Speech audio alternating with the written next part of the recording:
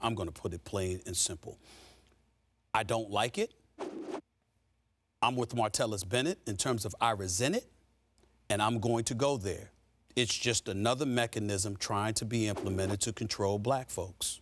I'm going to call it like it is. Now, you obviously have white individuals who play in the sport of the National Football League, and we know that the rules are applicable to them as well. Like a Gronk or Travis Kelce. We know all of that, but we also know that from an historical perspective, whether it was from the days of Billy White Shoes Johnson to primetime Deion Sanders and others, the brothers just have a different flavor. It's just the way that it is, okay? Now, whether it's the brothers, whether it's, you know, which was something we'll get into a little bit later on with the baseball classic and how Kinsler talked about Latino players and the way that they celebrate it. It's one thing for players playing to say that they have a different taste and there's a way that things are done traditionally for them.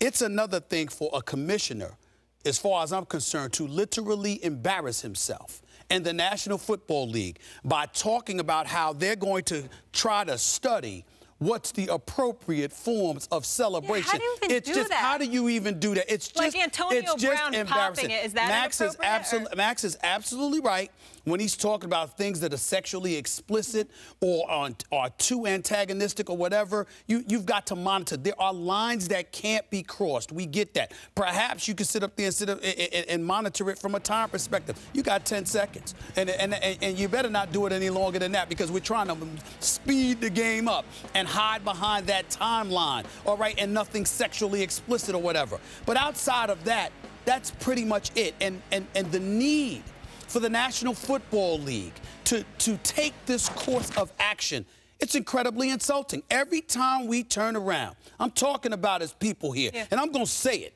Every time we turn around here, we're talking about a sport that has become a multi-billion-dollar conglomerate. Would you have been able to do that without the brothers? I mean, the world of Major League Baseball, if it were not integrated, I'll pull a Max here and pull out 1947 when Jackie Robinson ultimately integrated baseball, and Larry Doby followed him a couple of years later, and the list goes on and on. Would baseball have become a multi-billion-dollar conglomerate? What about the National Basketball Association? Would it have ever been able to become the global iconic brand that it was worldwide if there were not brothers on this level in the United States of America that assisted in popularizing the sport because their exploits were so phenomenal you couldn't ignore it? All I'm saying, Max, in closing, is this.